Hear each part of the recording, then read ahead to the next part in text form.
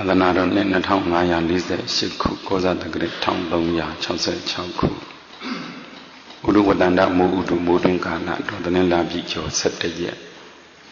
2004ခုနှစ်10လပိုင်းအောက်တိုဘာလ9ရက်နေ့နနက်တွင်ရန်ကုန်တိုင်းမော်ဘီမြို့နယ်မော်ဘီမြို့အဝနချောင်းကြီးရွာဓမ္မဒုတဇေတဝန်တော်ရစေကနာရမကျောင်းတိုက်ကြီးအတွင်ဆင်ရင်ကျင်းပပြုလုပ်တဲ့တောက်ကြစနေတနင်္ဂနွေတရားစခန်းပေါ့3ရက်မပြည့်တော့လည်းပဲ3ရက်စခန်းလို့ပဲခေါ်တာပေါ့ဒီတရားစခန်းမှာအာယုံစွန်းနေစွန်းညနေအေးအဖြော်ရည်အနေနဲ့နှစ်ဦးဖြစ်နေတာပေါ့လေနှစ်ဦးလုံးကတော့တရက်စာအကုန်လုံးလူကြတာအကြီးပဲဗမောက္ခဒေါခင်မြင့်တန်မိသားစုကလည်းလူတယ်နောက်ဖခင်ကြီးဦးကျော်မြင့်အားရည်စူးပြီးတော့မိခင်ကြီးတော်ရှုတီအားအမှုထလျက်သမီးမတ်အောင်မာရဲ့38မိနစ်မြောက်မွေးနေ့အနေနဲ့လည်းကုသိုလ်တွေပြုကုသိုလ်ကောင်းမှုပြုဒါနကုသိုလ်တွေပြုလို့သီလတွေဆောက်တည်လို့သမထဝိပဿနာအလုပ်တွေအားထုတ်ဝေယဝဆတွေဆောင်ရွက်လို့တရားစခန်းပွဲပေါ့တရားစခန်းပွဲအနေနဲ့ခဏဒုတိယမြောက်နေ့လည်းဖြစ်တယ်ဒုတိယမြောက်နေ့မှာမင်းညကတော့ပထမနေ့တပွဲပဲပြောပြီးခဲ့တယ်ဒီလိုပဲနေတော့မယ်ခဏဒုတိယမြောက်နေ့မှာဒုတိယ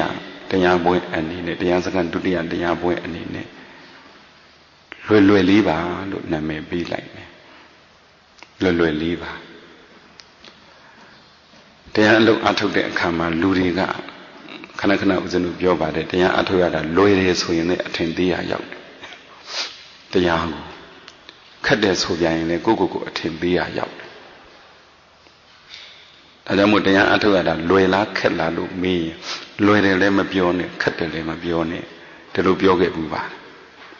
ခဏတော့လွယ်လေးပါလို့ခေါ်လိုက်မယ်ဘာလို့လွယ်လေးပါလို့ခေါ်ရတာလဲဆိုရင်ခေါ်ရင်ပြောရင်လည်းဘုသဘောပေါက်လာမှာပါ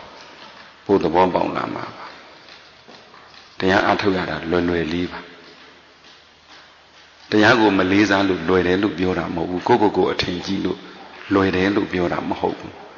ဘာလို့လွယ်တာလဲဆိုရင်လမ်းကြောင်းမှန်သွားရင်လွယ်တာပဲလမ်းကြောင်းမမှန်ကတော့လွယ်တာပဲဒါမှမဟုတ်ခဏလွယ်လေးပါပြောရင်လွယ်တာတွေလည်းပဲနားလည်ရမှာပေါ့တပ္ပပတ္တအကရဏံကုသလတုပတံပရသစိတ္တပရိယောဓပနံဣတံဗုဒ္ဓနာသာသနံခေငါဝလူသက်စုမကပွင့်တော်မူခဲ့ကြကုန်သောဘုရားရှင်ကိုယ်တော်မြတ်ကြီးတို့ဤယခုမျက်မှောက်ထင်ရှားပွင့်တော်မူနေတဲ့ဂေါတမဗုဒ္ဓဘုရားရှင်ကိုယ်တော်မြတ်ကြီးဤဘုရားရှင်တိုင်းရဲ့အဆုံးအမမကောင်းမှုရှောင်ကောင်းမှုဆောင်ဖြူအောင်စိတ်ကိုထားဒါဆိုကောင်းယုံပြောတာမဟုတ်ဘူး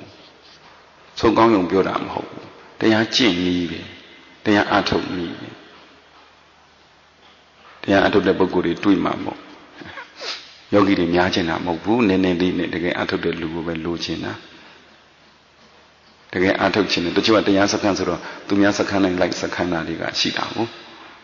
သူများခေါ်လို့လိုက်ရတာမျိုးတွေနောက်လည်းကြုံရင်ပြောပါဒီတရားစခန်းကသူများခေါ်တိုင်းလာဖို့မဟုတ်ဘူးတရားစခန်းမို့လို့တာမင်ညောင်းရပြီးရောတရားစခန်းမျိုးလည်းမဖြစ်ချင်ဘူးတကယ်တရားလိုချင်တဲ့စိတ်နဲ့ရှိမှလားလို့ပြောတာမနေ့ကဒါကြောင့်ပြောပြီးပြီဘသူကိုမှလည်းကိုယ်ကခယူမဆိုင်နဲ့ကိုယ်ကိုလည်းဘသူခယူဆိုင်မှမခံနဲ့အဲ့ဒါနိဗ္ဗာန်ရောက်တယ်ချမ်းသာတယ်ဆိုတာနိဗ္ဗာန်ရောက်တာပေါ့လောကမှာနေရတာလည်းချမ်းသာတယ်နိဗ္ဗာန်လည်းရောက်တယ်တခုတော့ရှိတယ်အဲ့ဒီတရားကြားလိုက်ရင်မှန်မှတရားရှုမှတရားထိုင်မှတရားဘလို့လုံးဝတရားမျက်စိမိတ်မှတရားစသည်အပြင်တမာတိကြီးကိုဘလို့ထူထောင်အောင်မှတရားဆိုတဲ့သူတွေကပေါ့ကြီးတွက်မှာပေါ့လူသေးတယ်ပြောမှာပေါ့ဒီကထာဒီတပုတ်ခေါ်လိုက်လို့ပဲတလူသိသွားကြတာလေတပုတ်ကြီးဦးဇင်းတို့ကနေမနဲ့ပဲတရားစစ်တာမဟုတ်ဘူးဘာမှအာထုတ်ဘူးလေဘလို့အာထုတ်ဘူးလေတပည့်တော်တို့ဖောင်းတာပိန်တာပဲမှတ်တယ်အေးအဲ့လိုမှတ်လို့ရှိရင်ဒီလိုလေးလှုပ်လိုက်ပြောပြီးတာတပည့်တော်တို့ဖြစ်ပြမှတ်တယ်အေးဒီလိုလှုပ်ဖြစ်ပြဆိုတာဟိုလိုမဟုတ်ဘူးဒီကတော့နှာခေါင်းမှတ်တယ်ဟာနှာခေါင်းမှတ်ရင်ဒီလိုဘိုက်ရင်ဘက်မှတ်တယ်ရင်ဘက်မှတ်ရင်ဒီလိုပဲပြောပြီးတာဘယ်ဟာကိုမားတယ်မှန်တယ်လို့မပြောပါဘူး သူအထုတ်တဲ့ပေါ်မူတည်ပြီးတယောက်စီပြောနေတာအခုလူတွေတလောက်များတာတယောက်နဲ့တယောက်ပြောပြီးတဲ့နေရာမှာတူတယ်ဆိုတာရှားပါတယ်ဒီလူနဲ့အဆင်ပြေအောင်တစ်မျိုးပြောပြီးတယ်ဟိုလူနဲ့အဆင်ပြေအောင်တစ်မျိုးပြောပြီးတယ်သူပြောတဲ့စကားပေါ်မှန်ပြောရတာကိုကဟိုလူသိတာဘုရားလူသိတာမျိုးမှမဟုတ်တာဘယ်နိုင်လို့တော့မရဘာမှမသိရှင်သာရိပုတ္တရာကိုလိုမြတ်ကြီးတောင်မှအားလုံးမသိဘူးဦးဇင်းတို့ဆိုတာဘယ်သိမှာဒါပေမဲ့သူအထုတ်တာရဲ့သူ့အခြေအနေရဲ့သူပြောတာလေးကြီးဒီလိုလေးလုပ်ကြည့်ပါလားဒီနောက်တစ်ချိန်ကျပြန်တွေ့ပြောကြအောင်ဆိုဒီလိုလေးနေကြည့်ပါလားဒီလိုလေးအထုတ်ကြည့်ပါလားလို့ပြောတာဟောတဲ့နေရာကျတော့အများနဲ့လျော်အောင်တခါလေးရောဟောလိုက်ရတာတွေလည်းရှိတယ်မင်းညာကဟောခဲ့တဲ့တရားဆိုရင်အများနဲ့လျော်အောင်ပေါ့ဘသူဖြစ်ဖြစ်သူများခရူးစိုက်တာခံနေတယ်ဘသူဖြစ်ဖြစ်သူများကိုခရူးစိုက်နေခြင်းတယ်ဘသူဖြစ်ဖြစ်ဆိုတာပုထုဇဉ်ပြောတာပုထုဇဉ်လို့ဆိုတာတော့ကိလေသာများတဲ့လူပြောတာကိလေသာတွေထူပိနေတဲ့လူတွေပြောတာကိုယ်ကလည်းသူများခရူးစိုက်တန်ကြိုက်တယ်ကိုယ်ကလည်းသူများခရူးစိုက်ရမှ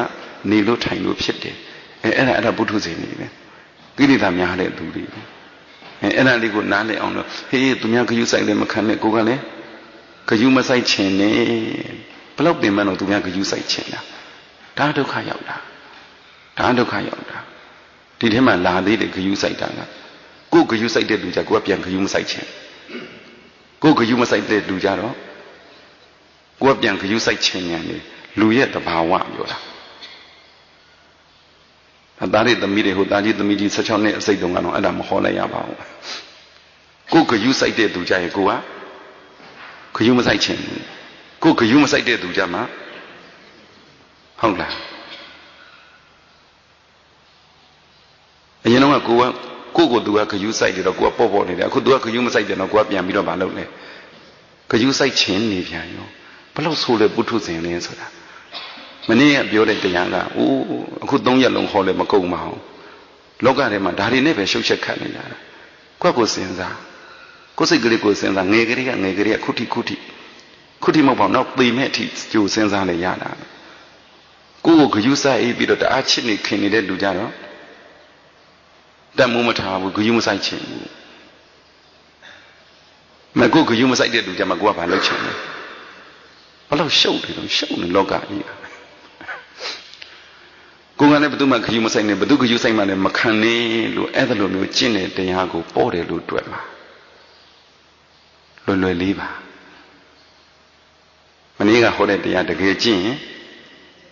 လွယ်လေးလွယ်လားဟမ်လွယ်လားမနေ့ကဟောခဲ့တဲ့တရားအတိုင်းကျင့်ရင်လွယ်လားဟမ်ဉာဏ်တုံးတဲ့သူတွေမလွယ်ဘူးကိလေသာများတဲ့လူတွေမလွယ်ဘူးဉာဏ်လေးရှိလိုက်စမ်းပါဉာဏ်လေးကောင်းလိုက်စမ်းပါလွယ်မလွယ်လုံဝဲပေါ်ဗဒမြတင်ကြည့်တာကမှမျက်စိမုံလို့မမြင်အောင်မယ်လောကကြီးအကြောင်းတွေ့ကြည့်လိုက်စမ်းပါဘလောက်ပင်ပန်းခဲ့တော့သူများခရူးဆိုင်ရတာကိုခရူးဆိုင်ခံနေတာသူများခရူးဆိုင်ရတာကိုခရူးဆိုင်ခံနေတာအဲ့ဒါမှတ်လို့မရဘူးနော်ရှုလို့မရဘူးနော်ဉာဏ်နဲ့ဘာလုပ်ရမှာလဲသဘောပေါက်ရမှာမေးကြတာပေါ့မနေ့ကမေးကြတာဟိုလည်းဒီလိုမသိချင်တာတွေမေးကြပြောကြဆိုကြအကုန်လုံးတော့ချက်ချင်းမဖြေနိုင်ဘူးဖြေပေးတာလည်းဖြေပေးတယ်မဖြေ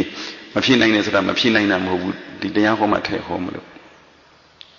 ဟိုတနေ့ကအလုံးတရားပွဲနောက်ကြရုံမရှိပါဘူးပြီးကြတဲ့ဥပုပ်က9မိနစ်လောက်နောက်ကြတော့တရားမဟုတ်ဘူးကနေကလေးတရားစကားကိုထားခဲ့ပြီးတော့သွားအဲ့ဒီသွားတော့လည်းပဲ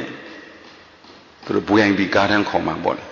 ဝီနဲ့လာကိုရဆောင်နေဆေးုံကြီးလည်းဝင်သွားဘယ်သူဘာနေမကောင်းလို့လည်းမသိပါဘူးတစ်ဖွဲ့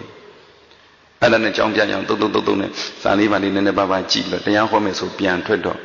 ရှင်းမယ်မယန်းကုန်းလမ်းဆောင်ကြတော့ဟောသူတို့လာမှစောင့်နေရတယ်လူကြီးပေါ့လေလူကြီးပေါ့ကောင်းဆောင်ပေါ့ဘယ်သူရလို့လည်းကိုမသိပါဘူးသူလာမယ်ဆိုရင်ရှေ့ရလေကားတွေဟောဘေးရလေကားတွေဟောနောက်ကလည်းကားတွေကဟောနဲ့ကတ်လိုက်တာသူအန္တရာယ်မဖြစ်အောင်မြင်ဘူးတယ်နော်ကြုံဘူးတယ်နော်ခေါင်းဆောင်ကိုအန္တရာယ်မဖြစ်အောင်အဲ့ဒီ escort တွေကပတ်ချက်လဲဝိုင်းပြီးတော့ သူတို့တွေမဟုတ်ဘူးသူတို့တွေဒီလမ်းသွားမယ်ဆိုရင်တတိုင်းဘေးတွေခြံစည်းရိုးဘေးတွေတစ်ပင်အောက်တွေအကုန်လုံးပြည့်နေတာပဲအန္တရာယ်မဖြစ်အောင်ဘယ်သူအန္တရာယ်မဖြစ်အောင်လဲခေါင်းဆောင်အန္တရာယ်လောကသဘောကိုဒါဥပမာပေးတာနော်သူကသူမြတ်တာမမြတ်တာကောင်းတာမကောင်းတာကိုယ်နဲ့မဆိုင်ဘူးဒါတွေက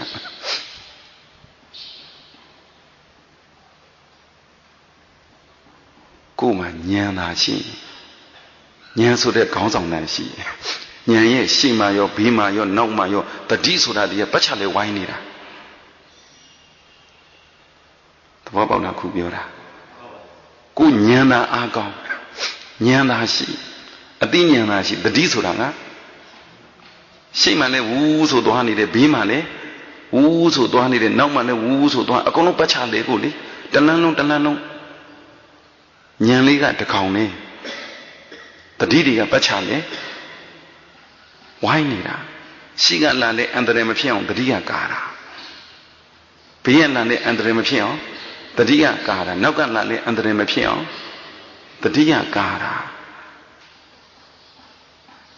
ရှင်းလားမတူခုပြောတာဒါမြင်တရားအထုတ်တဲ့သူတော်ကောင်းတို့ကိုယ်မှတတိမပါဘူးဆိုတာဒီလေဘာအစကောမှမရှိတဲ့လူလိုပဲဘေးကားတောင်တိုက်ခံရအောင်မယ်ကိုယ်စိတ်မှာဉာဏ်မရှိရင်အဲ့ဒီဉာဏ်ကိုစောင့်ရှောက်တဲ့တတိဆိုတာကိုယ့်ကိုမကပ်ဘူးတနည်းပြောပါဆိုရင်ဉာဏ်ဆိုတာတန်ဖိုးအကြီးဆုံးကိုယ်စိတ်သာတန်ဖိုးမရှိရင်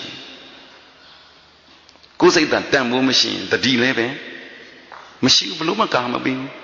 တန်ဖိုးစိတ်ကလေးနဲ့တန်ဖိုးရှိလာတာနဲ့အများတတိလေးရပါဖြစ်လေကာပြီးတကယ်ပြောရင်တော့ကိလေသာယံသူကဘလောက်ပဲပြစ်ချင်ခတ်ချင်လို့ပြစ်ခတ်အောင်တော့ခေါင်းဆောင်ဖြစ်တဲ့ဉာဏ်ကိုမထိဘူးဘသူပဲထိမှာလဲအစကောပဲထိမှာမိကတတိတို့ဝရိယတို့တမာတိတို့ကိုပဲထိမှာရှင်းလားခုပြောတာအဲ့ဒီနေ့ကအဲ့ဒါလေးတွေ့တော့ငါယောဂီတွေနဲ့များကြုံရင်ဒီတရားလေးတော့ငါဟောပြီးအောင်ပါပဲလို့စိတ်ကလေးမဖြစ်ပါဘူးသူများဟောဖို့စိတ်မဖြစ်ဘူးကိုပဲဟောဖို့ပဲကိုပဲဟောဖို့ပဲကြည့်စမ်းမဒီ9မိနစ်လောက်စောင့်ရတာလေ9မိနစ်လောက်စောင့်ရတာလေမီးပွိုင်းမှာဦးတဲ့သူတို့လာတာသူတို့ကြည့်ပြီးတော့ကိုကသဘောကျလာဟုတ်တာပေါ့ကြည်စမ်းငါသာညံကောင်းနေရင်တတိဆိုတာလေအစကောမှလာစားပြီးရင်ပေးရသေးတယ်ရိတ်ခါပြီးရင်ပေးရသေးတယ်ညံသာကောင်းနေတတိကလာစားပေးเสียမလို့ဘူးရိတ်ခါပေးเสียမလို့ဘူးကိုယ်စိတ်မှာဘလို့မှအန္တရာယ်ရှင်းတယ်ခုပြောတာဒါကြောင့်မို့မနေ့ကတရားအထုတ်နေပြောခဲ့ပါတယ်တချို့ကတတိထားပြီးတော့မှဉာဏ်ပေါ်အောင်ကြိုးစားတာအတိပေါ်အောင်ကြိုးစားတာမနေ့ကပြောခဲ့တဲ့တရားကအတိပေါ်ပြီးတော့မှအတိဉာဏ်ပေါ်ပြီးတော့မှဘာရှိလာတာလဲတတိရှိလာတာသဘောပေါက်လားမသိဘူးတရားအထုတ်နေကြိုက်တာအထုတ်တကယ်အထုတ်တဲ့အခါမှာခက်အထုတ်ရတာရှိတယ်လွယ်ကူကူအထုတ်ရတာရှိတယ်လို့မန္တတို့တိတ်ခါတို့ရှိတယ်လေမန္တပုဂ္ဂိုလ်တိတ်ခါပုဂ္ဂိုလ်တွေရှိတယ်လေကြားဘူးပါလေခိဗ္ဗပညာဒါနပညာတွေရှိတယ်လေမြန်တရားသိတာရဲ့နေတရားသိတာရဲ့ပင်မအထုတ်မှသိတာရဲ့လွယ်ကူကူအထုတ်မှသိတာဉာဏ်သာရှိစမ်းမှာတဲ့လွယ်မှလွယ်အတိကတာဥစားပြီးဥဆောင်လိုက်ရင်လေနောက်ကတတိဆိုတာကလိုက်တယ်ယောဂီတို့ဒီမှာတတိအာကိုပြီးအထုတ်ခြင်းထုတ်အပြစ်မပြောဘူးထုတ်ပေါ့တတိအထုတ်ရင်တတိတွေအာကောင်းလာမှဘာလေးပေါ်လာမလဲအတိညာလေးပေါ်လာမှာအတိညာဖြစ်တာနဲ့တတိကပါပြီးသားဘယ်နည်းရလွယ်လေလွယ်လေးပါဆိုတာအဲ့ဒါပြောတာရှင်းတယ်နော်ခုပြောတာကိုကြိုက်တာအာထုတ်ကြိုက်တယ်လို့အာထုတ်လို့ရတပိတော့တတိသွားတတိစားတတိထိတတိလှုပ်တတိတတိကြီးပဲလှုပ်ရတယ်တတိကဥစားပြီးတတိနဲ့ဥဆောင်တတိကအလှုပ်ပြီးသွားလဲတတိစားလဲတတိလှုပ်လဲတတိထိုင်လဲတတိရက်လဲတတိသာရှိတယ်နောက်ကအတိညာပေါ်အောင်ဆိုရင်ပေါ်ခြင်းလဲပေါ်မယ်မပေါ်ခြင်းလဲတပိတော့အာထုတ်တာ10နှစ်ရှိပြီဖေရခုတိဘာမှမထူးဘူးဆိုတာဒီအတိညာမပေါ်ရင်ဘာမှမထူးအတိညာပေါ်ရင်ထူးတာခုပြောတာသဘောပေါက်လားမသိဘူးဟ ဟုတ်ကဲ့လားဘာပေါ်ရမှာလဲတချို့ကတစ်စက္ကန့်ဝင်လည်းမထူးနှစ်စက္ကန့်ဝင်လည်းမထူးသုံးစက္ကန့်ဝင်လည်းမထူးအိုးဘာလို့တော့တတိကြီးပဲအသိဉာဏ်မပေါ်ရင်မထူးထူးတယ်ဆိုတာက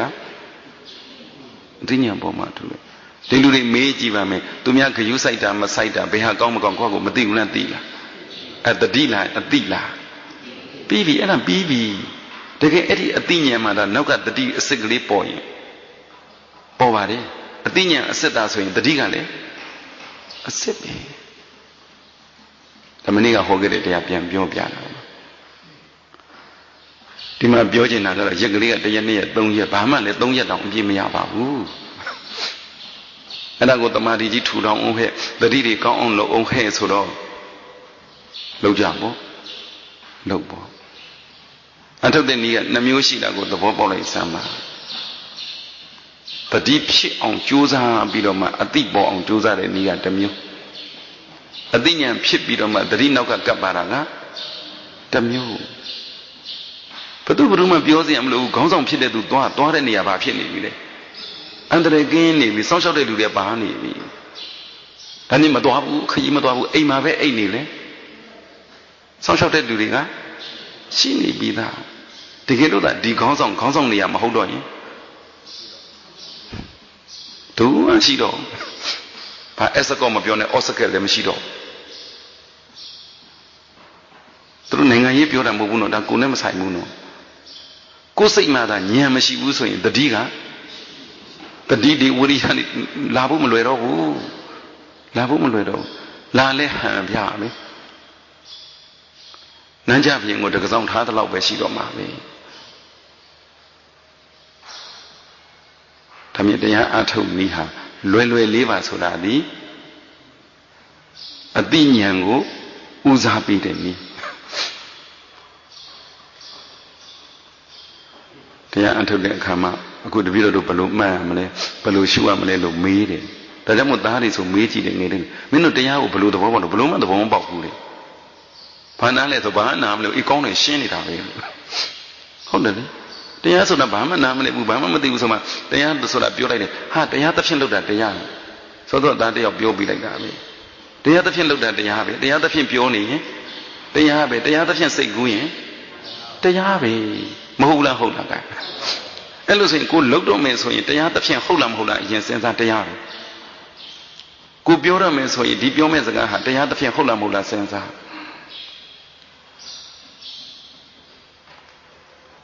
ကိုစိတ်ကူးတော့မယ်ဆိုရင်မစိတ်မကူးခင်ကတရားတစ်ဖြင့်လား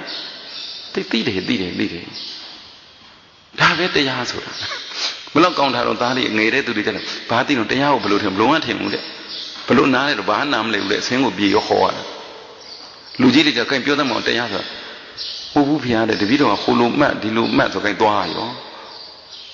အဲ့ဒါကိုမမှတ်နဲ့လို့ပြောဘယ်သူကလက်ခံမှာတော့တစ်တောင်လုံးသူကလုပ်ခဲ့ပြီးသားမရှုနဲ့ပြောလေဘယ်လိုလုပ်လက်ခံမှာတော့မပြောပါဘူးအဲ့မပြောတဲ့ထဲကကိုပဲဥစ္စေကိနာကမရှုခိုင်းမှုမမှတ်ခိုင်းမှုကလာသေးတာရှုခြင်းနဲ့ရှုမှတ်ခြင်းနဲ့မှတ်ကြိုက်တယ်လို့လုပ်အမှန်ကတော့ယောဂီကနှစ်မျိုးပဲရှိတယ်မသိဘဲနဲ့ရမ်းတုံနေတဲ့ယောဂီရဲ့ကိုထင်တယ်လို့လုပ်နေတဲ့ယောဂီရဲ့နှစ်မျိုးပဲရှိတယ်ဟုတ်တယ်မလားအခုဒီလူတဲ့ဘယ်တဲ့ပါမသိဘဲနဲ့ရမ်းတုံတာလားကိုထင်တယ်လို့လုပ်နာလားမကောင်းတယ်တူတူပဲကိုထင်တယ်လို့လုပ်နေကြတာနားလည်ပါနော်တရားသဖြင့်လုပ်ရင်တရားပဲတရားသဖြင့်ပြောရင်တရားပဲတရားသဖြင့်စိတ်ကူးရင်တရားပဲစိတ်ကူးဖို့စိတ်မကူးနဲ့မပြောဘူးစကားမပြောနဲ့မဟုတ်ပြောဒီတရားစကားမှာစကားပြောကိုပြောရမယ်တရားနဲ့တရားမပြောလို့မရဘူးဘာတွေပြောရမှာတရားသဖြင့်တရားမဲ့စကားကိုပြောအလုံးမလုံးဖက်နေလို့မရဘူးလုံးကိုလုံးမှာကိုယ်ပကံကိုဆေးရမှာကိုထမင်းကိုထည့်ရမှာကိုဟင်းကိုထည့်ရမှာဖြစ်နိုင်ရင်ဈေးဝယ်တော့လိုက်ချင်လိုက်သွားပြောပြီးသားဒီကတရားစကားကဝေယဝဆလှုပ်ချင်လို့ခက်နေတာကတရားရိပ်တံမှနေတော့တစ်မျိုးအိမ်မှနေတော့တစ်မျိုးကြီးကသာသနာအတွက်ဘယ်စိတ်ကောင်းစရာဟုတ်မှာလို့တရားရိပ်တံမှတရားရှိပြီးဒီလိုနေတယ်လို့အိမ်မှလည်းဒီလိုရှိပြီးတော့နေလိုက်အမှုအရာမပြောင်းရဘူးဘာပြောင်းရမှာစိတ်ပြောင်းရမှာတကယ်တရားအလုံးလုတ်တက်သွားတဲ့ဝိပဿနာပြောတာပေါ့လေ ဝိပဿနာအလုပ်လုပ်တတ်သွားတဲ့ပုဂ္ဂိုလ်ဟာလေအိမ်မှာလည်းဒီတိုင်းပဲကျောင်းမှာလည်းဒီတိုင်းပဲရိပ်သာမှာလည်းဒီတိုင်းပဲတရားစခန်းမှာလည်းဒီတိုင်းပဲနေသွားတာပဲထူးထူးခြားခြားမဟုတ်ဘူးဒီမှာတော့အသိဉာဏ်ရှိအောင်လို့ဒီလိုဟောပြီးတဲ့အသိဉာဏ်လေးရှိဘလောက်ကောင်းသွားတယ်ဒီလိုဟောပြီးတဲ့အသိဉာဏ်လေးပေါ်ဘလောက်ကောင်းသွားတယ်အသိဉာဏ်ပေါ်အောင်ပြောပြရမှာအရှင်ဘုရားသမန္တနာဉာဏ်ပေါ်အောင်ပြောပြမှလားနာမရူပပရိစ္ဆေဒဉာဏ်ပေါ်အောင်ပြောပြရမှလားဥရိယဘယဉာဏ်ပေါ်အောင်ပြောပြမှလားဘင်္ဂဉာဏ်ဒါတွေကောင်းလည်းမထည့်ဒါတွေကောင်းလည်းမထည့်ဘာလို့မထည့်တာတော့လို့မင်းထည့်ကိုမထည့်ခြင်းလို့ဉာဏ်ဆိုတာဘာလဲလို့မင်းသိသွားပြီသူများဂယုစိုက်တာလဲတော်တော်ဆိုးတယ်သူကိုယ်ဂယုစိုက်ခံရတာလဲအဲ့ဒါဉာဏ်မင်းပေါ့ပုံတရံပါလားအယောင်ဆင်းပါလားသဘောပေါက်သွားတာသဘောသိသွားတာကဲတလောက်တောင်ရှိတဲ့သူတွေဘလို့အထောက်အမလဲမေးတဲ့သူတွေမေးမယ်မေးခွန်းနှစ်ခုတရားအထုတ်တဲ့ခါမှာစိတ်ဆိုတာမလွင့်တတ်ဘူးလားလွင့်တတ်လားအဲ့ဒီလွင့်တဲ့စိတ်ကိုမလွင့်အောင်ထိန်းတာရဲ့အကုသိုလ်မဖြစ်အောင်ထိန်းတာရဲ့ဘယ်ဟာအကောင်းလဲတရားနာဘူးလို့ရမ်းမပြောနဲ့နော်စိတ်မလွင့်အောင်ထိန်းတာရဲ့အကုသိုလ်မဖြစ်အောင်ထိန်းတာရဲ့ဘယ်ဟာကောင်းဒါမြင်အထုတ်တော့ဘလို့ထုတ်နေစိတ်မလွင့်အောင်ထိန်းနေကြတာရှင်းလားမသိစိတ်ဆိုတာလွန်ရိုးထုံးစံလွန်ရိုးထုံးစံရှိလားမရှိဘူးလားဆိုပါစို့ခုပါလေတရိစ္ဆာန်ယုံလားဟိုကံတော်ကြီးလားပါလေဟိုနိုင်ငံသားတွေလည်းလာပါလေလားပန်းညံဖြစ်အောင်လေဒီဖောင်တိန်တွေပါတွေနဲ့လုံနေတယ်မို့လားပြည့်တဲ့တိုင်းတွေတောင်မှပါလေလေဥဒ္ဒတိုင်းတွေဟုတ်ပါအောင်ပါတဲ့တိုင်းတွေလေတန်တိုင်းတွေဟုတ်တယ်မလားအဲဒီလိုကိုယ်ကောက်ကောက်လေအစိမ်းရောင်လားဘာရောင်လဲတုတ်ထားတယ်ဟုတ်တယ်မလားအဲ့တော့စိတ်ကအဲ့ဒီရောက်သွားပြီရောက်သွားပြီအဲ့ဒီသိတဲ့လူကလည်းရောက်သွားတာပဲသိတဲ့အတိုင်းမသိတဲ့လူကလည်းရမ်းရောက်သွားတာပဲအဲ့စိတ်လွင့်လားမလွင့်ဘူးလားဒီကနေပြီးတော့ဘာလုပ်သွားတာနော်ထွက်သွားသလားဆိုတော့ထွက်ရိုးထုံးစံမရှိဘူးထွက်ရိုးထုံးစံမရှိဘူးဘာနဲ့တူတုံးဆိုတော့စိတ်ဆိုတာကိုယ်အိမ်မှာကိုယ်ထိုင်ပြီးတော့ TV ကြည့်ရတယ်လို့ပဲသတင်းကြည့်ရတယ်လို့ပဲဟာဘသူကဘယ်မြို့သွားနေပြီဆိုရင်အဲ့ဒီမြို့ကိုဘာလုပ်လဲမြင်လိုက်တာမြင်လိုက်တဲ့အချိန်မှာကိုယ်စိတ်ကဘယ်ရောက်သွားအဲ့ဒီမြို့ရောက်ကချင်ပြည်နယ်ရောက်နေပြန်ပြီတဲ့ရှမ်းပြည်ရောက်နေပြန်ပြီတဲ့တဝဲရောက်နေပြန်ပြီတဲ့မန္တလေးရောက်နေပြန်ပြီတဲ့သူတို့ပြသမျှတွေဘာဖြစ်နေတာလဲရောက်နေတာစိတ်လွင့်လားလူကရောလွင့်လားဒီနေရာဒီထိုင်ကုန်ကနေဒီလိုကြည့်နေကြပဲဒီနေရာဒီထိုင်ကုန်ကနေဒီလိုကြည့်နေကြပဲဒါပေမဲ့ကိုထင်ထားတာကတော့သူ့မြင်ရတဲ့အာယုံပေါ်မူတည်ပြီးစကိုင်းဆိုရင်လည်းဟာစိတ်ကစကိုင်းရောက်လို့တခါလေသူပြတာထက်တောင်ကိုကရောက်ဖွင့်ပိုးမြင်နေသေးတယ်မန်းလေးဆိုရင်မန်းလေးရောက်လို့မင်းသူပြတာထက်တော့ကိုကမြင်နေလေသဘောပေါက်လားအဲ့ဒီ TV တွေကအာယုံကိုကြည့်ပြီးတော့ကိုယ်စိတ်ကကိုထင်ရင်လို့ထင်တာဟိုမျိုးဆိုရင်ဟိုမျိုးရောက်ဒီမျိုးဆိုရင်ဒီမျိုးရောက်တယ်ထင်တာတကယ်တမ်းကျတော့ကိုကသွားတာမဟုတ်ဘူးအဲ့လိုပဲစိတ်ကလည်းပဲအာယုံနဲ့ဆုံတာအာယုံကဟိုအာယုံဒီအာယုံဟိုအာယုံဒီအာယုံအမျိုးမျိုးမို့လို့ဆုံတဲ့အခါမှာကိုယ်စိတ်ကထွက်ရိုးထုံးစံမရှိဘူးတဲ့ဒါပေမဲ့လူပြောရင်တော့စိတ်လွင့်နေလူပြောရင်တော့စိတ်လွင့်နေပြောတာရှင်းလားခုပြောတာစိတ်ဆိုတာလွန်ရိုးထုံးစံလူပြောရင်ရှိတယ်ဓမ္မသဘောပြောရင်တော့လွန်ရိုးထုံးစံမရှိဘူးနားလည်တယ်နော်အာယုန်တွေများနေတာအာယုန်တွေအမျိုးမျိုးပေါ်တာအဲ့ဒီအာယုန်တွေနဲ့ကိုယ်စိတ်ကဆိုဒီအာယုန်ဒီရောက်ဒီအာယုန်ဒီရောက်ဒီအာယုန်နဲ့ဆိုင်တာကိုကရောက်နေတယ်ထင်တာစိတ်ကလည်းဒီမှာဖြစ်ပြီးမရှိဖြစ်ပြီးမရှိဖြစ်ပြီးအာယုန်ကလည်းတစ်မျိုးပြီးတစ်မျိုးပေါ်အာယုန်များတာဘာများတာလဲရှင်းတယ်မတူခုပြောတာစိတ်လွင့်တာလားအာယုန်များတာလားစိတ်လွင့်တာကိုမလွင့်အောင်ထိန်းရမှာလားအကုသိုလ်မဖြစ်အောင်ထိန်းရမှာလားစိတ်လွင့်တာဒီအာယုံများတာကိုမများအောင်ထိန်းရမှာလားအကုသိုလ်မဖြစ်အောင်ထိန်းရမှာလား hả ta nói lên là thế mà khất này là cáiတရားáp dụng để đủ để cái vipassana để áp dụng để ayung mà nhá ông bà lâu này ra đấy thấy này ra đó xem nào ayung nhá ra đi cú đồ là akudo là akudo ayung nhá ra đi sau đó tôi quay wasa đi toa chi quay wasa lâu đã cú đồ mà nhá là hồ hà chùa bộ xuân mông chi à hình nhiều mông chi à đàn ô chi à đề ô chi à xì chi à ô ly thà đệ yuết đi chi à bắt chăn lên chi à hồ ở bên anh này bây giờ quay wasa lâu đấy hết bà đã quay bị vào ông bà lý bị vào ông rồi này bên đi ở bên chi à quay wasa đi ayung mà nhá là nhá là thế nhưng quay wasa lâu này bà đi phiền này akudo đi chỉ biết phiền rồi là hả tân á gì à câu nào cả lưu đi cả bất cứ cả bà biểu lại mà được cô thiên này cô ayung nhá akudo lo biểu ra cả xét xì hài ayung à kudo là kudo là mà hậu akudo là mà hậu xem nào tất cả biểu đấy ayung tất khu đấy xin kudo là kudo đấy thế nên phải mà rồi đi ayung biến bán gì bị lũ phật đó là tụi mình tiêu không là ở tin nhang dễ chi bà đấy ở sao đâu ngã đã đi ayung nhá ra akudo lo thiên nhiên ma cái ấy đi bốc gỗ đấy nhá đấy ayung ngôn nế ông chúa ra nế rồi tập võ cha lo ba phi nhá là lo xem mà chỉ là đồ đa phi ná mà lệ đấy ở tin nhang mà sinh mu trong bộ ở cái này yung akudo đi phi này là ná mà lệ lo ở tin nhang mà sinh logo tập võ mà bao logo akudo đấy phi này là bây mấy bà mấy ayung nhá ra thì kudo là akudo là kudo là biểu miao akudo là biểu miao ayung tất khu đấy là kudo là biểu miao akudo là biểu miao ấy chỉ là akudo rồi là ba trong bất du trongဖြစ်တယ်ဆိုရင်စိတ်ထားမကောင်းရင်ဖြစ်တယ်စိတ်ထားကောင်းရင်လည်း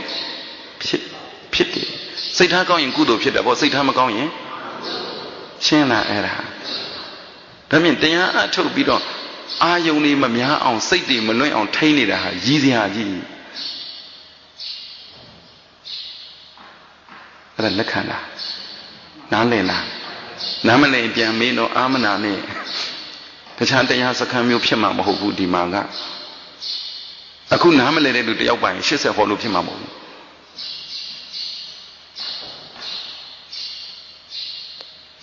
သူကိုကဂယုစိုက်တယ်သူကကုသိုလ်အကုသိုလ်မဟုတ်ဘူးဂယုစိုက်ချင်တာကအကုသိုလ်သူနဲ့ကိုနဲ့တွေ့တယ်ကြုံတယ်ကိုကဂယုမစိုက်ချင်ဘူးသူကအကုသိုလ်မဟုတ်ဘူးသူကကုသိုလ်လည်းမဟုတ်ကိုဂယုမစိုက်ပဲနေနိုင်တာက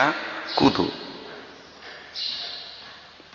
ကိုသူကဂယုစိုက်တယ်ဂယုစိုက်တဲ့လူနဲ့မဆိုင်ဘူးကိုကဂယုစိုက်ခံရင်အကုသိုလ်ဂယုစိုက်မခံမဲနေနိုင်ရင်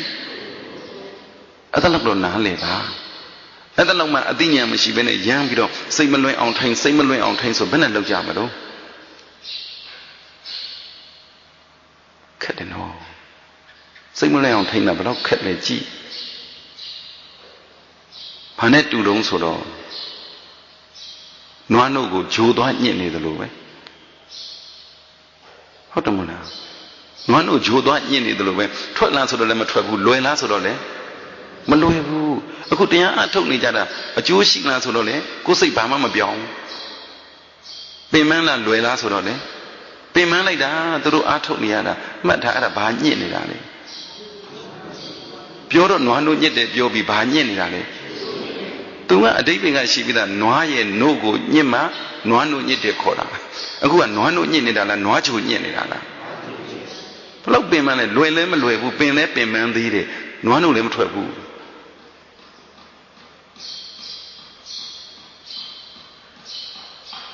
စိတ်မလွင်အောင်ထိုင်ရမှာလားအကုသိုလ်မဖြစ်အောင်ထိုင်ရမှာလားဟုတ်လားသိသွားပြီပေါ့ဒီမှာစိတ်ထိန်ခိုင်းသလားထိန်လို့ရမလားအမှန်ကစိတ်ထိန်တာလားအာယုံထိန်နေတာလားအာယုံထိန်နေလားကိုကြိုက်တဲ့အာယုံကိုဖော်ပြီးထိန်နေတာဝိပဿနာအတွက်ကိုကြိုက်တဲ့အာယုံကိုဖော်ပြီးထိန်ရတာမျိုးမဟုတ်ဘူးပေါ်တဲ့အာယုံကိုသိကြည့်သဘောပေါက်နားလည်လို့ဆိုထားခဲ့ပြီးပြီသိမြင်သဘောပေါက်လို့ဆိုထားခဲ့ပြီးပြီစိတ်ထိန်တာရဲ့အကုသိုလ်မဖြစ်အောင်နေတာရဲ့ဘယ်ဟာလွယ်လဲဟ လွယ်လေးပါ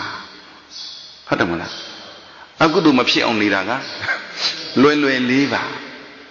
ဒါပေမဲ့လူတွေကစိတ်ထိမ်မှလွယ်တယ်ထင်ပြီးတော့လေစိတ်ထိမ်ရလည်းမရအောင်ရလည်းမရအောင်ထိမ်လို့လေရှင်းလားခုပြောတာဒါပေမဲ့တရားဘယ်လိုအထုတ်ရမလဲသိမလားဘယ်လိုအထုတ်မလဲအကုသိုလ်မဖြစ်အောင်နေလေ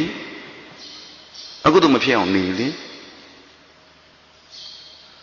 ပြန်စဉ်းစားတော့ကိုယ့်ဟာကိုဖြေနော်ကိုယ့်ဟာကိုစဉ်းစားဖြေဘုန်းကြီးမိလိုက်တာနဲ့မှန်မှန်ဘုရားဆိုတဲ့ခေတ်ကုန်ပြီရဟန်းပိတာတို့ခေါ်တဲ့ခေတ်ကုန်ပြီကုန်တော့ပြီတကယ်တရားလူချင်းပြောတာပါဟုတ်လားစိတ်မလွဲအောင်ထိန်းတာရဲ့အကုသိုလ်မဖြစ်အောင်ထိန်းတာရဲ့ဘယ်ဟာလွဲလဲအကုသိုလ်မဖြစ်အောင်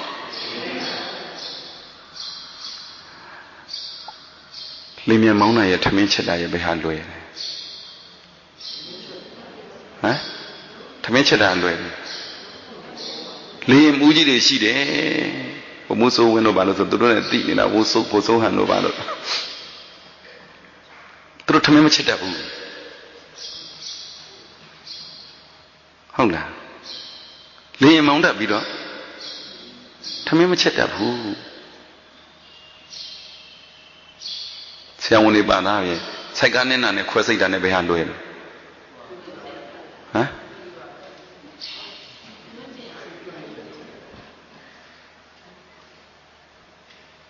နားလေရတယ်လုံနေကြရတယ်လုံတတ်ရတယ်လုံနိုင်ရတယ်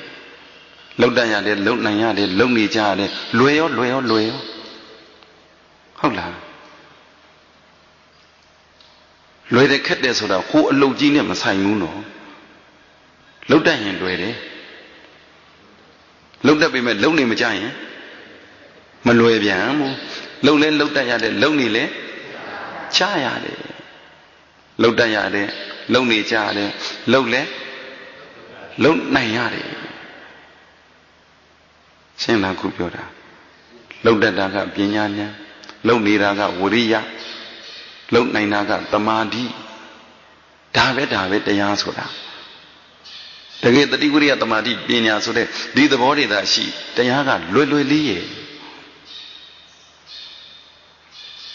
အခုစိတ်မလွဲအောင်ထိန်းနိုင်ရဲ့အကုသိုလ်မဖြစ်အောင်ထိန်းနိုင်ရဲ့ဘယ်ဟာကလုံနေကြ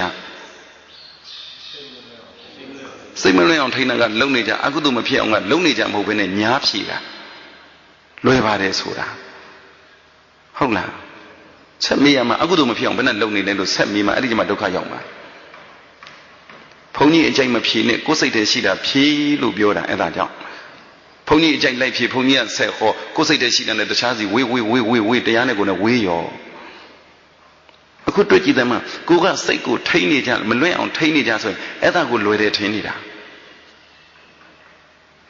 အကုသိုလ်မဖြစ်အောင်ထိန်းတာကြတော့မလွယ်ဘူးထင်နေတာစိတ်ထဲမှာခုနပြုံးနဲ့မလွယ်ပါဘူးခင်ဗျာလို့ပြောတဲ့လူတွေရှိတယ်စိတ်နဲ့ပြောနေတာဘာလို့မလွယ်တာလဲဆိုမလုံတတ်လို့မလုံနိုင်လို့လုံနေကြမဟုတ်လို့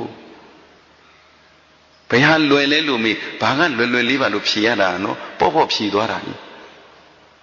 အကုသိုလ်မဖြစ်အောင်ကိုနေဘူးပြီအကုသိုလ်မဖြစ်အောင်ကိုနေဘူးပြီအကုသိုလ်မဖြစ်အောင်ကိုနေနိုင်ပြီအကုသိုလ်မဖြစ်အောင်ကိုနေတတ်ပြီဆိုမှလွယ်တယ်ပြောတတိဝိရိယဉာဏ်ရှိမှလွယ်တယ်ပြောသဘောပေါက်လားတခုတော့နားလိုက်ပါစိတ်ကိုထိန်းလို့ဘုရားဟောထားတာမဟုတ်အကုသိုလ်မဖြစ်အောင်နေလို့တော့ဟောတယ်အကုသိုလ်မဖြစ်အောင်ကိုနေတဲ့နေရာမှာလွယ်ပလားအကုသိုလ်မဖြစ်အောင်နေတာတရားအထုတ်တာကိုလွယ်ပလားမလွယ်သေးဘူးဆိုရင်အကုသိုလ်မဖြစ်အောင်မနေတတ်လို့အကုသိုလ်မဖြစ်အောင်မနေနိုင်လို့အကုသိုလ်မဖြစ်အောင်နေကြမဟုတ်လို့အကုသိုလ်မဖြစ်အောင်မနေမိလို့ပေါ့ရှင်းတယ်နော်ခုပြောတာနေတတ်တာပညာဉာဏ်နေနိုင်တာသမာဓိနေကြဖြစ်တာကဝိရိယနေမိတာကတတိကိုမနေမင်းတတိမရှိဘူးလေအကုသိုလ်မဖြစ်အောင်ကိုမနေမင်းတတိမရှိဘူးလေ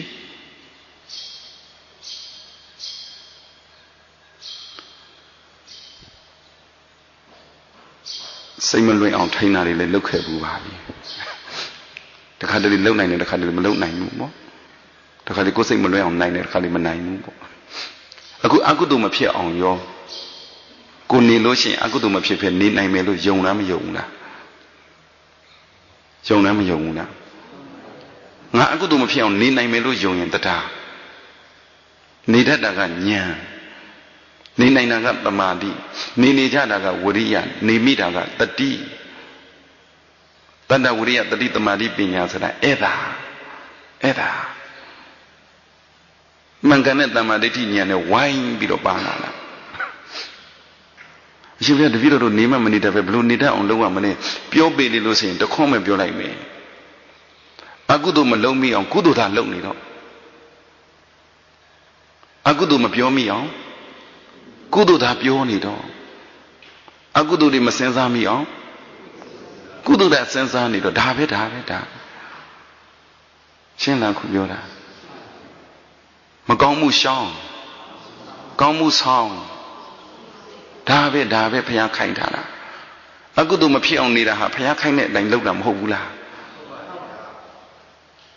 ကုသိုလ်ဆောင်ကုသိုလ်ဖြစ်အောင်လုပ်တာဟာဘုရားခိုင်းတဲ့အတိုင်းလုပ်တာမဟုတ်ဘူးလား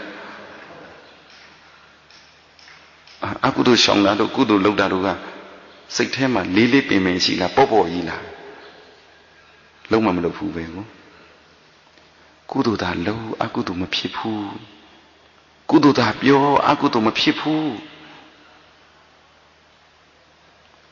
ကုသိုလ်သာစဉ်းစားနေအကုသိုလ်ဖြစ်ဘူးဦးဇင်းတို့တွေဒီလူတွေနားလဲခြင်းနားလဲမယ်နားမလဲခြင်းနားမလဲဘူးစကားလေးတစ်ခုတော့ပြောခြင်းဘလို့နားလဲမလဲဆိုရင်တယောက်နဲ့တယောက်နားလဲတာတော့ပဲတူမှာလေဒီဝတ္တကြီးကြားဘူးတယ်မို့လားဖះရှင်ကိုတော်မြတ်ကြီးကိုသွေးစိမ့်တရားလို့တန်ခါသင်ခွဲဘာညာလေးလောက်တာကိုလောက်တော့ပကတနိယကံပြုတာသာသနာနဲ့မဆိုင်မှုဆိုတဲ့သဘောပေါ့သာသနာမောင်းထုတ်တယ်ပေါ့ဘလို့ခေါ်မလဲကြိုက်တယ်လို့သာခေါ်လိုက်လူနားလေတယ်လို့သာသနာနဲ့မဆိုင်တော့ဘူး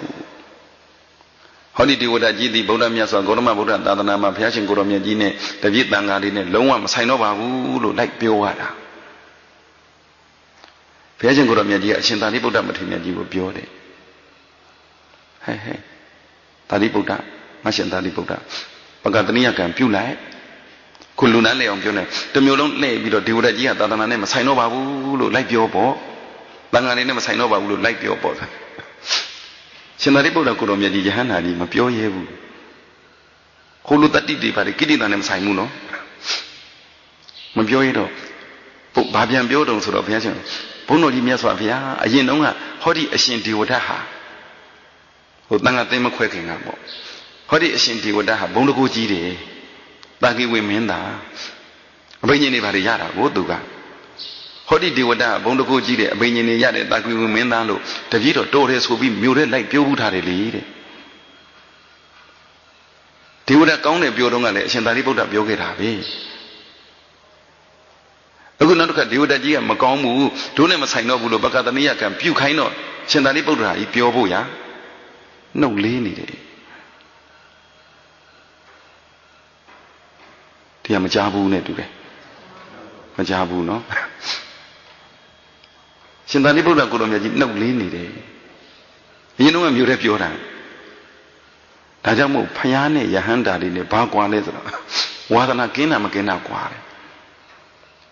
ဉာဏ်လဲကွာတာမို့အရှင်သာရိပုတ္တမထေရမြတ်ကြီးဆိုအက္ခတဝကကြီးလေဒါဘလောက်မြင့်မြတ်လို့လဲကြည့်ပေါ့ပထမအက္ခတဝကကြီးဉာဏ်ကလည်းအကြီးဆုံးဟဲ့ပကတနိယကံပြုဆိုတော့အရှင်ဘုရားတပည့်တော်ကကောင်းတယ်ချီးမွမ်းခဲ့ဘူးတယ်လေတဲ့မြို့ထဲလှည့်ပြီးတော့ဆိုတော့ရှင်ဘုရားတပည့်တော်လွယ်လွယ်လူပြောရင်တော့အရင်တော့ကောင်းတယ်ပြောခဲ့ပြီအခုမကောင်းဘူးပြောရမှာပြောလို့ကောင်းမှမလားသင်မှမလားလို့မေးတဲ့သဘောပေါ့အဲ့တော့ဘုရားရှင်ကိုတော်မြတ်ကြီးကပြောလိုက်တယ်သာရိပုတ္တဘုရား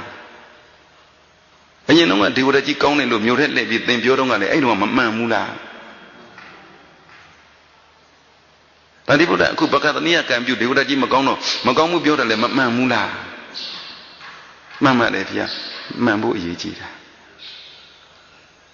ကြည်ညိုလိုက်တာဘုရားရှင်ကိုတော်မြတ်ကြီးရဲ့စိတ်ဓာတ်နဲ့ဉာဏ်အာယုံပြုကြည့်လိုက်စမ်းဟုတ်တယ်မလားသဘောပေါက်လားခုပြောတာ လိုပေါက်လေကိုပေါက်ချင်လို့ပေါက်တာပဲကိုပေါက်ချင်လို့ပေါက်တယ်အရေးကြီးတာဦးဇင်းတို့တော့ဒူးပွန်းတောင်ဘုံခံပြီးတော့ကိုရင်နေဦးဇင်းနေစာရီပေရီသင်ဖယားနဲ့တွေ့တယ်ဆိုတာအဲ့ဒါစာရီသင်နေတဲ့ကိုရင်လေးတွေဘယ်လောက်ကြည်ညိုဖို့ကောင်းလဲဦးဇင်းနေဘယ်လောက်ကြည်ညိုဖို့ကောင်းလဲဆရာတော်တန်ဃာတော်တွေဘယ်လောက်ကြည်ညိုဖို့ကောင်းလဲဒါဒေတာဒီကိုရင်နေဦးဇင်းနေဆရာတော်တန်ဃာတော်တွေကသင်အံလေးကျက်မှုမရှိဘဲနဲ့ပြစ်ထားရင်ဒီအတိမျိုးလဲမရှိတော့ဘူးတကယ်ကိုကအရှင်သာရိပုတ္တနေရာမျိုးဝင်ရပြီဆိုရင်ဘာလုပ်ရမလဲဉာဏ်ဤတဲ့နော်ပညာဉာဏ်ဤတဲ့နော်ယဟန္တာကြီးနော်ဟုတ်လားသဘောပေါက်သွားလားဖယားနဲ့ယဟန္တာနဲ့ဘာကွာလဲဆိုတာအဲ့ဒါလေးတင်ကွာသွားလိုက်တာဦးဇင်းတို့ကြည်ညိုတယ်တအားကြည်ညိုသွားတယ်အရှင်သာရိပုတ္တကြီးလည်းကြည်ညိုတာပဲဘုရားရှင်ကိုတော်မြတ်ကြီးလည်းကြည်ညိုတာပဲဒါထက်ပို့ပြီးတော့တရားတော်ကိုပို့ကြည်ညိုတယ်မင်းရင်ကောင်းတယ်ပြောတော့ကမမှန်ဘူးလားမှန်တယ်အခုမကောင်းဘူးပြောမယ်ဆိုတော့လေအေးမှန်ဖို့အရေးကြီးတာတရားတော်ကိုကြည်ညိုတယ်ဆိုရင်ဒီတရားတော်တွေကိုမပြောင်းမပြတ်အောင်စောင့်ရှောက်တဲ့တန်ဃာတော်တွေဘယ်လောက်ကြည်ညိုဖို့ကောင်းလို့ဒီကိုရင်နေဥစဉ်နေတာမရှိခဲ့ဘူးဆိုရင်ဥစဉ်တို့သာစာဝါမတက်ခဲ့ဘူးဆိုရင်ဟုတ်လားဒီအသိဉာဏ်မျိုးပေါ်မလားဒါဆိုဒီလူတွေအိမ်မှာနေတတ်ပြီပေါ့ဟမ်နေတတ်ပလားအိမ်မှာဟိမှန်ဖို့အရေးကြီးတာပဲဆော်မကွာပြောမကွာလို့အော်လူတွေခက်ချီတယ်နော်ဘုရားရှင်ကိုတော်မြတ်ကြီးကသူ့ညီသူ့ရောက်ဖမပြောချင်မိမယ်လို့ပြောသိမှပြောတာကိုမှန်တယ်ဆိုပြီးတော့လေရမ်းတုံမနေကြနဲ့အိုးဟုတ်လားဟုတ်ကတကယ်မှန်တာကိုမှန်တာကကိုထင်တဲ့ကိုမှန်တာကိုထင်တဲ့ကိုတော့ဘာမှရမ်းမတုံနဲ့ဟုတ်လားကိုထင်တဲ့ကိုတော့ဘာမှသဘောပေါက်ပါဒီစကလုံးတော့အရေးကြီးတယ်နော်ဒီအတိတ်ပဲဟာဦးဇင်းတို့ခုမှစပြောဘူးတာပါဒီစကလုံးတန်ဃာတွေကိုလည်းကြည်ညိုတတ်အောင်လို့တရားကိုလည်းကြည်ညိုတတ်အောင်လို့ဖယားကိုလည်းကြည်ညိုတတ်အောင်အရှင်သာရိပုတ္တမထေရမြတ်ကြီးလည်းကြည်ညိုတတ်ဖယားဆိုတာဘာလဲဆိုတာလည်းနည်းနည်းတော့သဘောပေါက်အောင်လို့ပြောတယ်မှပြောတာအရင်တော့ကကိုမှန်နေထင်တာတွေကကိုထင်တဲ့ကိုမှန်တာကိုကြည်လမ်းမအောင်စိတ်မလွဲအောင်ထိန်းတာရဲ့အကုသိုလ်မဖြစ်အောင်ထိန်းတာရဲ့ဘယ်ဟာမှန်လဲအရင်တော့ကကိုထင်တဲ့ကိုဝိပဿနာဆိုပြီးစိတ်ကိုမလွဲအောင်ထိန်းနေတာဟုတ်လားအခုပြောတဲ့အချိန်မှာအသိဉာဏ်တွေတိုးလားသဘောပေါက်လားနားလည်လားဒါပေမဲ့ဉာဏ်ဖြစ်အောင်ဘယ်လိုအားထုတ်ရမှာလဲလို့မေးဘာရှုရမှာလဲလို့မေးဘာမှတ်ရမှာလဲလို့မေးဟုတ်လားမဟာသရိဖလနာတုတ်အထာကထာတခြားဝိသုဒ္ဓိမေအထာကထာဒီမှာねဒီဘုဇင်တရားတွေကိုရှင်းတဲ့နေရာမှာသမ္မာဒိဋ္ဌိအနေနဲ့ပညာအနေနဲ့ဓမ္မဝိဇ္ဇာတန်ဘောစဉ်ပညာဉာဏ်အနေနဲ့ပေါ်အောင်ဘာလို့မဆိုတရားဆွေးနွေးရတယ်တရားပြောရတယ်ဘာယူရှုလုံးပါဘူးနော်ခန္ဓာနဲ့စက်တဲ့တရားပြောရတယ်အာယတနာနဲ့စက်တဲ့တရားပြောရတယ်တရားစကားပြောရတယ်ပေါ့တရားစကားပြောလိုက်တော့မှတရားစကားနဲ့ပတ်သက်တဲ့အသိဉာဏ်တွေကတိုးတာပေါ့အခုပဲသိသွားပြီလေစိတ်မလွတ်အောင်ထိန်းနိုင်ရဲ့အကုသိုလ်မဖြစ်အောင်ထိန်းနိုင်ရဲ့ကိုယ်အရင်ထင်တာကဘာလဲစိတ်မလွတ်အောင်ထိန်းတာကအမှန်လို့ထင်တာ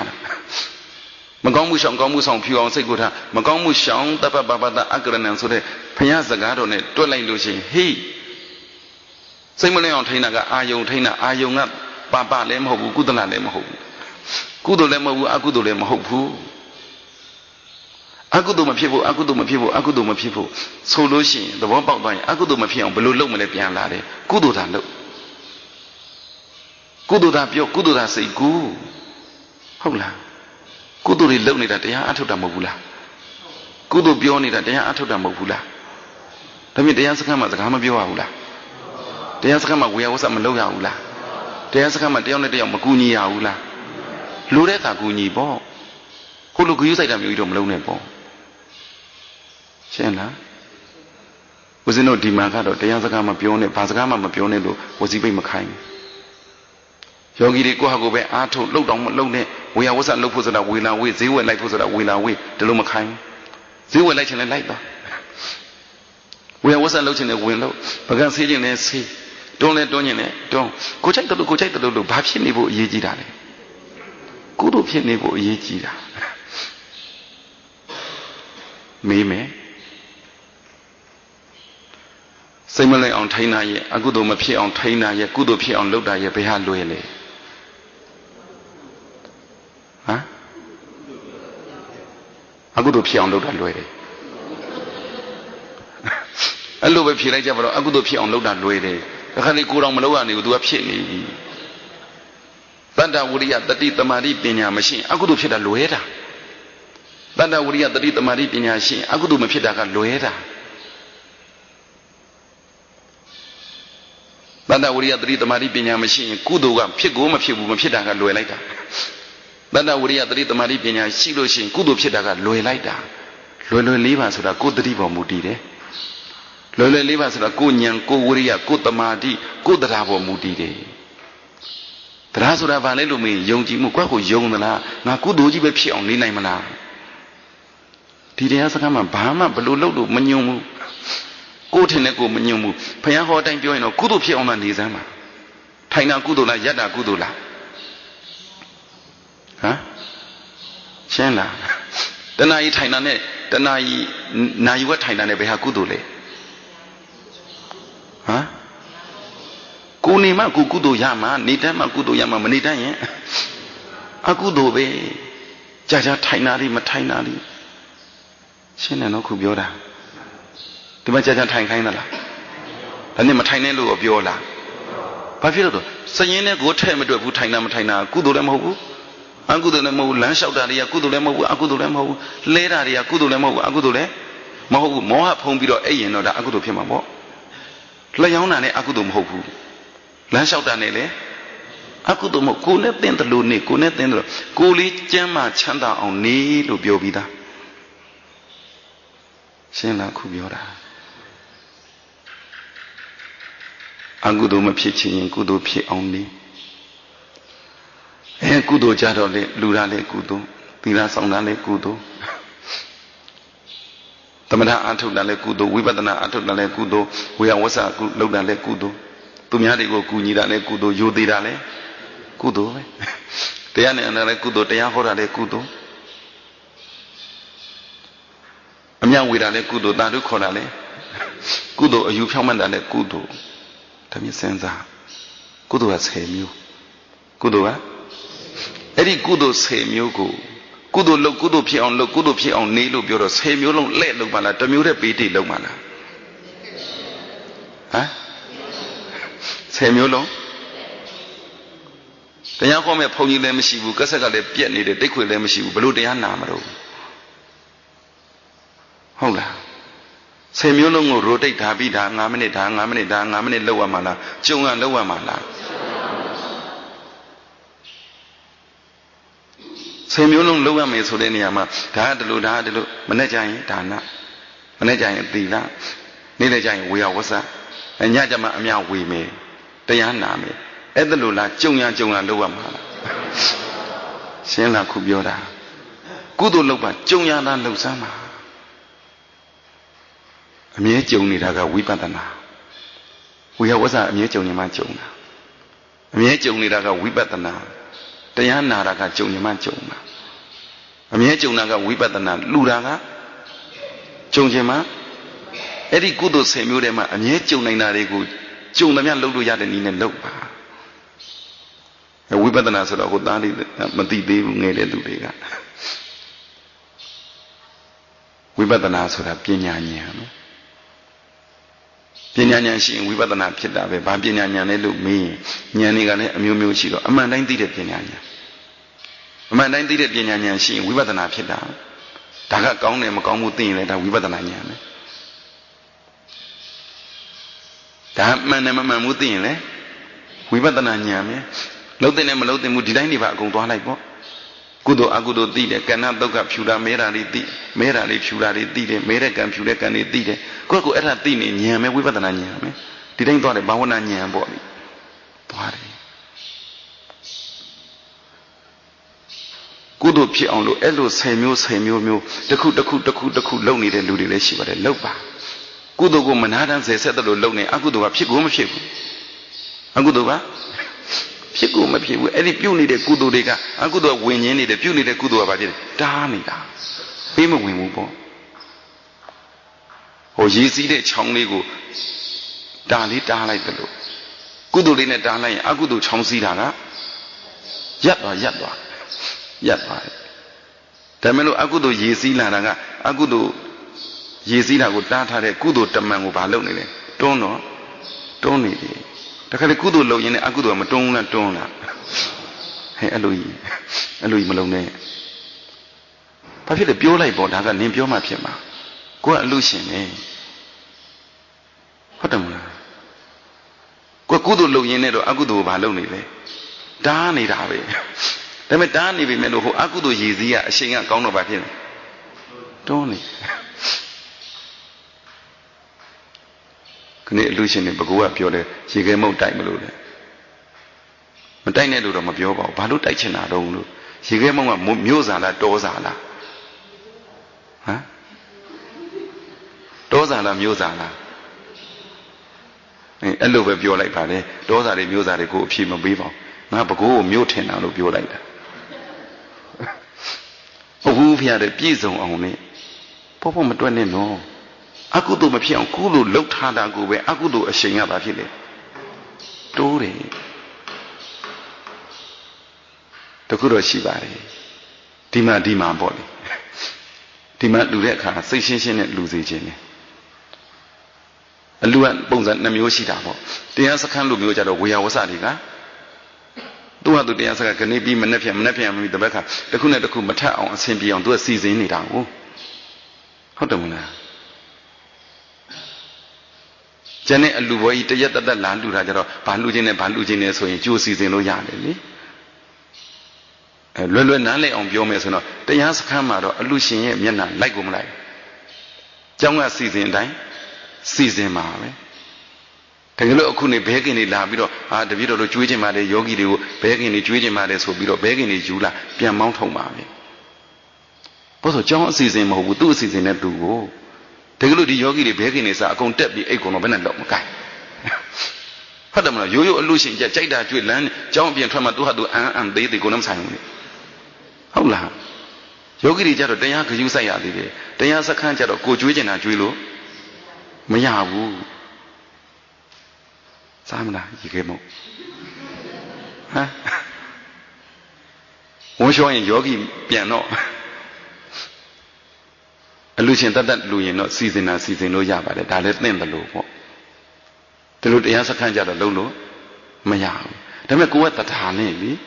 ကိုကလူကျင်တာလေပြည့်စုံနဲ့ဖြစ်ခြင်းနဲ့အကုန်လုံးနဲ့စားခြင်းနဲ့တူလေစားရအောင်ဆိုပြီးတော့လူကျင်တာတွက်ကြည့်နောက်ကဘာလေးတွန်းနေလဲဆိုတာကိုယ့်ကိုအဖြေထွက်လိုက်မယ်လူတဲ့သူကိုစိတ်ပြည့်အောင်ပြောတာမဟုတ်ဘူးနော်တရားနားလည်အောင်ပြောတာနောက်ကဘာတွန်းနေလဲအကုသိုလ်တွန်းနေသူများတော့မပြောပါဘူးဦးဇင်းတို့ကတော့ကိုကြိုက်တာပဲကိုကြွေးချင်တာကိုကမုံဒီကြိုက်ရင်မုံဒီကြွေးချင်တာကိုကမုံဟင်းကားကြိုက်ရင်မုံဟင်းကားကြွေးချင်တာကိုကရေခဲမုံကြိုက်ရင်ရေခဲမုံကြွေးချင်တာဒီသူများတွေတော့မသိဘူးဒီလူတွေတော့စားမဲ့လူကြိုက်တာကြွေးတာလားကိုကြိုက်တာကြွေးတာလားအလူရင်လေဟုတ်တယ်ကောင်းတယ်တကယ်တရားအထုတ်တဲ့အခါနောက်ကတွန်းနေတော့မတွန်းလားတွန်းလားတွန်းနေဘယ်သူတွန်းနေအကုသိုလ်တွန်းနေကုသိုလ်နဲ့မနှဲပိတ်ထားတာပြောလို့တာပြောတာတော့ရေအကုသိုလ်ကဒုက္ခသူကြားနေတာကိစ္စမရှိဘူးနော်တကယ်လို့တာကြီးတားလိုက်ဆေးကြီးတွေပါလေရှိတယ်မို့လားတကယ်လို့တာကြီးတားလိုက်ပြီးဒင်ကြီးပိတ်လိုက်ပြီးအိုးရေတွေကလည်းစီးကြည့်နေကိုကလည်းကုသိုလ်နဲ့ဒင်ကြီးပိတ်လိုက်ပြီခုတရားစခန်းလာအထုတ်တယ်လို့ပေါ့တရားစခန်းလာအထုတ်တယ်ဆိုတာအကုသိုလ်နဲ့နေတာလားကုသိုလ်နဲ့နေတာလားတတောင်လုံးတိုးပြီးစီးလာတဲ့အကုသိုလ်တွေကိုဘာနဲ့ပိတ်တာလဲကုသိုလ်နဲ့ပိတ်တာရေတွေကဒင်ကြီးကကောင်းနေတော့လေဟာရေတွေကလောင်ရေတွေအများကြီးအိမ်လဲရောက်ရောဒင်လဲကျိုးအဲ့ဒီမှာအကုန်လှည့်စီးကုန်တော့ဝင်နေအကုန်လှည့်ရမ်းကုန်တော့တာပဲအလုတ်ထဲရောက်မှလှည့်ရမ်းတာတွေအကုသိုလ်ကိုအဲ့လိုတားတဲ့အကုသိုလ်မဖြစ်အောင်ကုသိုလ်ဖြစ်အကုသိုလ်မဖြစ်အောင်ကုသိုလ်ဖြစ်အကုသိုလ်မဖြစ်အောင်ကုသိုလ်ပြောအကုသိုလ်မဖြစ်အောင်ကုသိုလ်စဉ်းစားဆိုတာကောင်းတယ်အဲ့ဒါလေးတရားအထုတ်တာဒါပေမဲ့လို့စဉ်းစားပါအကုသိုလ်မဖြစ်အောင်ကုသိုလ်လုပ်ရကနေပြီးတော့ဟေ့ကုသိုလ်လုပ်တတ်တဲ့ဆိုင်စိတ်ကလေးဖြူတာကြည့်၃မျိုးနော်မကောင်းမှုရှောင်တာရဲ့ကောင်းမှုဆောင်တာရဲ့ ဖြူအောင်စိတ်ကိုထားတာရဲ့မကောင်းမှုရှောင်တာရဲ့ကောင်းမှုဆောင်တာရဲ့ဘယ်ဟာလွယ်လဲကိုယ့်ကိုအတိဆုံးကောင်းမှုဆောင်တဲ့လက်မအားမျက်စိမအားနားမအားစိတ်မအားနဲ့ကုသိုလ်တွေလုပ်နေရတဲ့ကုသိုလ်တွေအများကြီးပဲနားလည်တယ်နော်ခုပြောတာဟိုကလည်းကုသိုလ်ရဲ့ဒီကလည်းကုဒါဆိုရင်ကုသိုလ်နဲ့တူတယ်ဆိုလုံနေပြောနေဆိုနေလုပ်နေရတာအများကြီးပဲအဲ့ဒီကုသိုလ်တွေကိုအာမနေအနာမနေလုပ်နေတာရဲ့စိတ်ကလေးဖြူအောင်နေရတာရဲ့ဘယ်ဟာလေးကိုများကြိုက်ဘယ်ဟာကြိုက်တော့ဟမ်ကုသိုလ်တွေလုပ်လိုက်တာစိတ်မဖြူရင်လေလက်နှီးစုံနဲ့မျက်နှာတုံးပြီးသလိုပဲမျက်နှာတစ်တုံးကတော့ဆက်ပြာနဲ့တုတ်တော့ဟုတ်တယ်မလားကုသိုလ်လုပ်တဲ့ဆက်ပြာနဲ့မျက်နှာတစ်တယ်လို့ပဲစိတ်မဖြူတော့မျက်နှာတစ်လိုက်လက်နှီးစုံနဲ့မျက်နှာတုံးလိုက်မျက်နှာတစ်လိုက်လက်နှီးစုံနဲ့မျက်နှာတုတ်လိုက်သဘောပေါက်လားခုပြောတာဒါဖြင့်အကုသိုလ်မဖြစ်ဖို့ရဲ့ကုသိုလ်ဖြစ်ဖို့ရဲ့စိတ်ဖြူအောင်ထားဖို့ရဲ့ဘယ်ဟာအရေးကြီးသူများကိုဂယုမဆိုင်နဲ့စိတ်ဖြူဖို့ပြောတာကိုယ်လည်းဂယုစိုက်တာမခံကျင်နဲ့စိတ်ဖြူဖို့ပြောတာစိတ်ကလေးများဖြူရင်လေလုံးသမျှကုသိုလ်ပဲပြောသမျှလေကုသိုလ်ပဲစိတ်ကူးသမျှလေကုသိုလ်ပဲရှင်းလားသဘောပေါက်တယ်နော်ခုပြောတာစိတ်ကလေးများဖြူနေရင်လေဟဲ့တတိလာအောင်လို့ခေါ်ကြလို့လားကိုယ်စိတ်ကလေးဖြူနေပြီဆိုရင်ဉာဏ်ပါလို့ဖြူတာဉာဏ်မပါရင်မဖြူဘူးဉာဏ်ဆိုတဲ့ခေါင်းဆောင်ပါတဲ့စိတ်ကလေးဖြူနေရင်တတိဝိရိယသမာဓိတွေကဘေးကနေပါဖြစ်နေတယ်အစကောလို့ကားနေတယ်တကယ်စိတ်ကလေးဖြူဖြူနေကြည့်လေတကယ်တန်တန်ရှင်းရှင်းလေးနေကြည့်စိတ်စင်ကြဲကြဲလေးနေကြည့်ကိလေသာတွေရောအကုသိုလ်တွေရောစိတ်ကိုမဲအောင်ညအောင်လုပ်မယ်ဆိုရင်ဒီဉာဏ်နဲ့မတွေ့ဘူးစိတ်ကလေးနဲ့တော့မတွေ့တော့ဘက်ဆိုဘယ်သူကကာသွားတယ်တတိကကာသွားတယ်ဝိရိယကကာသွားတယ်တမာတိကကာသွားတယ်တရားကကာသွားတယ်သဘောပေါက်လားဉာဏ်သာရှိရင်တတိရှိတယ်လို့ပြောချင်တာခဏတရားကဉာဏ်သာရှိရင်ဉာဏ်ရှိအောင်ဟောပေးနေတာစိတ်မလွင့်အောင်ထိန်းတာဟာလေမလုပ်ကြပါနဲ့တော့လုပ်ချင်တပါဆိုလဲလုပ်ပေါ်လေသမထလို့ဘာလို့လုပ်ချင်လဲလုပ်ကြဝိပဿနာနဲ့ပြောရင်တော့မကောင်းမှုကိုရှောင်ကောင်းမှုကိုဆောင်ဖြူအောင်စိတ်ကိုထားဘယ်ဟာလောက်ရမှာလဲလွယ်အောင်လွယ်တာကတော့ဖြူအောင်စိတ်ကိုထားတာကလွယ်တယ်ထားနိုင်တဲ့ဉာဏ်ရှိရင်လွယ်တယ်ဉာဏ်မရှိရင်မလွယ်ဘူးတဲ့ဉာဏ်အရေးကြီးပါတယ်မကောင်းမှုရှောင်တာလည်းပဲလွယ်လွယ်လေးပါကောင်းမှုဆောင်တာလည်းလွယ်လွယ်လေးပါတဲ့ဖြူအောင်စိတ်ကိုထားတာလည်းလွယ်လွယ်လေးပါဘာရှိရင်လဲသဘောပေါက်လားဒါမြင်တရားဘယ်လိုမှတ်မလဲတရားဘယ်လိုရှုမလဲတရားဘယ်လိုအားထုတ်မလဲလို့ခဏသင်ပေးလိုက်ပါပြီအကုသိုလ်မဖြစ်အောင်သာလုပ်နေကုသိုလ်တွေဖြစ်အောင်သာလုပ်အိုးကုသိုလ်တွေဖြစ်အောင်လုပ်ရင်းနဲ့အကုသိုလ်တွေကဝင်လာကိလေသာတွေကဝင်လာရင်စိတ်ကလေးမဖြူလို့စိတ်ကလေးဖြူအောင်နေအဲ့ဒီသုံးမျိုးဒီတရားအားထုတ်တာဟုတ်လားယဟန္တာဖြစ်နိုင်မှာမလားအရိယာတွေဖြစ်နိုင်မှာမလားသောတာပန်ရောဒီလောက်ကလေးတော့နဲ့တော့မပြည့်စုံသေးဘူးနဲ့တူတယ်ဒီလောက်နဲ့ပြည့်စုံမှာမလားဘုရားတရားကဟမ်ဟုတ်ကလားအဲ့လောက်ကြီးတော့နင်းနဲ့အဲ့ဒါတော့ဟုတ်ပါတယ်နင်းဟောအဆင်မပြေတယ်အမလီငါစိတ်ကလေးဟုတ်ပါတယ်နင်းအဲ့လိုတော့အထုတ်ဒါမဲ့ဒီလောက်နဲ့တော့မပြည့်စုံသေးဘူးမနေ့တနာရီညတနာရီလောက်တော့ထိုင်အောင်မတွေကိုင်အံ့စရာကောင်းတာကြည့်မကောင်းမှုဆောင်ကောင်းမှုဆောင်ဖြူအောင်စိတ်ကိုထားကိုမပြည့်စုံဘူးတဲ့ဘုရားစော်ကားတာသဘောပေါက်လားမပြည့်စုံလားပြည့်စုံလားမထိုင်နဲ့မပြောဘူးမနဲ့ထိုင်ညထိုင်တနေ့ကုန်ထိုင်ငင်ထိုင်မကောင်းမှုရှောင်ရမယ်ကောင်းမှုဆောင်ရမယ်ဖြူအောင်စိတ်ကိုထားရမယ်တချို့ပြောတယ်ဆရာကြီးတွေဆရာမကြီးတွေဟဲ့နင်းအဲ့လောက်လေးနဲ့တော့မပြည့်စုံသေးဘူးနင်းကြည့်လေလို့အောင်နည်းနည်းပါးတော့ထိုင်အောင်အဲ့တော့ပြန်ပြောလိုက်ပေါ့နင်းမဲထိုင်လို့ဟုတ်လားကိုလည်းထိုင်မယ်မထိုင်ရင်မထိုင်ဘူးသူလည်းထိုင်မထိုင်ရင်နေပေါ့ကိုအကြောင်းကိုအတိဆုံးပါဟုတ်လားဒီနေ့သူများနဲ့ပေါင်းရတာခက်တာလားကိုပေါင်းရတာခက်တာလားကိုပေါင်းရတာခက်တာကိုဟာကိုလွယ်သမ်းမှာကိုမှမယုံရင်သူများပြောရင်ရောင်းနေကိုတော့မယုံရင်မကောင်းမှုဆောင်ကောင်းမှုဆောင်ဖြူအောင်စိတ်ကိုထားတာတရားအထုတ်တဲ့နည်းလို့ပြောလဲမယုံဘူးခုယုံမလားကိုသိကြလားကိုယုံကိုမယုံရင်လေနင်ထိုင်အောင်ဟာဤဟုတ်သားပဲအိုးပိုတယ်မရှိပါဘူးသူပြောတာလေလိုက်လုံအောင်ပါပဲ ဟုတ်လားမနေ့10မိနစ်15မိနစ်လောက်ဖြစ်ဖြစ်ဟဲ့နင်မှတ်အောင်ဟာနင်တို့ပြောလောဘမရှိဒေါသမရှိမောဟမရှိနေဆိုမရှိမှတော့ဘာမှတ်เสียလို့သေးတော့နင်မှတ်အောင်ဟာမှတ်အောင်မှာပဲဟိုဟာလေးတရားလေးလှုပ်ပေါ့လှုပ်ရှုပေါ့မရှုနဲ့လည်းမပြောဘူးမမှတ်နဲ့လည်းမပြောဘူးမထိုင်နဲ့လည်းမပြောဘူးနော်ထိုင်ညမှတ်ရှုကိုညံမမှုတည်တယ်ကိုယုံပါတကယ်ပြောရင်ကိုပေါင်းရကတဲ့ရတာအခက်ဆုံးတရားအထုတ်တယ်ဆိုတာလွယ်လေးပါတရားရှိလာရင်ကိုပေါင်းရတဲ့ရတာလွယ်သွားတယ်ကိုပေါင်းရတဲ့ရတာလွယ်သွားရင်တရားအထုတ်တာလည်းလွယ်သွားတယ်မကောင်းမှုရှောင်ပြစ်နေတယ်ကောင်းမှုတွေဆောင်ပြစ်နေတယ်ဖြူအောင်စိတ်ကိုထားပြစ်နေတယ်စိတ်ဖြူအောင်နေနိုင်လို့ရှိရင်အကုသိုလ်လည်းမဖြစ်ဘူးကုသိုလ်တွေလည်းဖြစ်နေတယ်အဲ့ဒီစိတ်ဖြူအောင်ကလည်းပဲမကောင်းမှုတွေကိုရှောင်ရင်လည်းဖြူလာတယ်ကောင်းမှုတွေကိုဆောင်ရင်လည်းဖြူလာတယ်ဒါမြင့်ဘာအရေးကြီးတာလဲဆိုတော့တရားကတော့သိသွားပြီ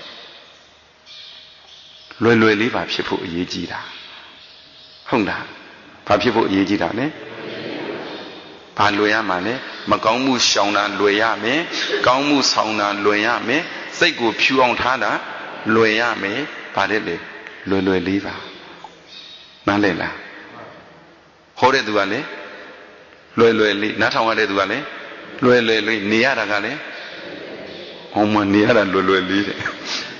အေးပါလွယ်လေးဖြစ်အောင်လုပ်ပါကဲလွယ်လေးပါပဲဟောလိုက်ပါလေဒါကြောင့်မို့လွယ်လေးပါရဲ့အတိတ်ပဲကိုနားလည်လိုက်ပါတရားအထုတ်ရတာလွယ်တယ်ဆိုတာတရားအထင်သေးလို့ပြောတာမဟုတ်ဘူးကိုအထင်ကြီးလို့ပြောတာမဟုတ်ဘူးတဲ့တကယ်လုံမိနေရင်လုံတတ်နေရင်လုံနေနိုင်ရင်လုံနေကြဆိုရင်ငါလုံလို့ရတယ်လို့ယုံရင်လွယ်လေးပါတတ္တဝရိယတတိတမာတိပညာငါမျိုးစုံရင်ဘယ်အလုပ်ဖြစ်လွယ်လေးပဲတဲ့စိတ်ဖြူအောင်လဲလွယ်ပါတယ်ကုသိုလ်ဖြစ်အောင်လဲလွယ်ပါတယ်အကုသိုလ်မဖြစ်အောင်လဲလွယ်ပါတယ်လို့တရားနဲ့ပတ်သက်ပြီးတတ္တဝရိယတတိတမာတိပညာအစစ်တွေရှိအသိဉာဏ်ဥဆောင်ဘေးဥပ္ပအန္တရာယ်ကင်းတဲ့စိတ်ဖြစ်ပြီးတော့မကောင်းမှုလဲရှောင်ကုသိုလ်ကောင်းမှုလဲဆောင်ဖြူအောင်စိတ်ကိုထားနိုင်သဖြင့်ဘုရားရှင်ကိုယ်တော်မြတ်ကြီးမိတ်နဲ့တရားအထုတ်နည်းအတိုင်းအားထုတ်လို့ဘုရားရှင်ကိုယ်တော်မြတ်ကြီးရောက်စေရစေလို့တဲ့နိဗ္ဗာန်ကိုရနိုင်ရောက်နိုင်တဲ့သူတော်ကောင်းတွေဖြစ်ကြပါစေကုန်သတည်း